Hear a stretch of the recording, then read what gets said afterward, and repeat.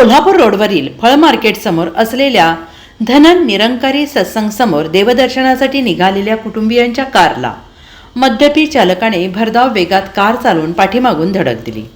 या अपघातात कारमधील 5 जण जखमी झाले असून दोन्ही कारचे मोठे नुकसान झाले आहे। सदरचा अपघात हा मंगळवार दिनांक 31 डिसेंबर रोजी रात्री 11:30 वाजण्याच्या सुमारास झाला। या प्रकरणी विनायक राजेंद्र शिसव वय वर्ष 31 राहणार नांदणी जिल्हा कोल्हापूर यांनी सांगली शहर पोलीस ठाण्यात फिर्याद दिली। त्यांच्या फिर्यादीवरून पोलिसांनी चालक देवाशीष संपतराव माळी राहणार सांगली यांच्या विरोधात गुन्हा दाखल केला आहे।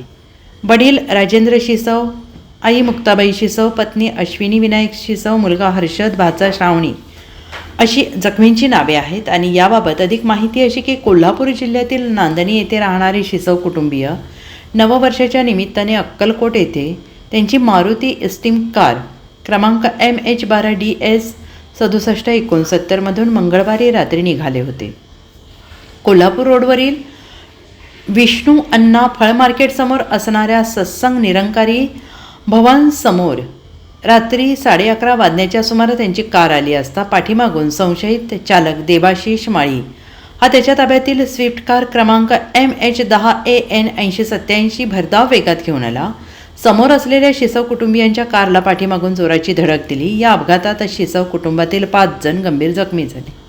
दोनही कारचे 65,000चे नुकसान झाले। अपघातानंतर जखमींना उपचारांसाठी दाखल केले गेले। त्यानंतर उपचार झाल्यानंतर विनायक शिसव यांनी सांगली शहर पोलीस ठाण्यात फिर्याद दिली। त्यांच्या फिर्यादीवरून पोलिसांनी कार चालकावर गुन्हा दाखल केला आहे।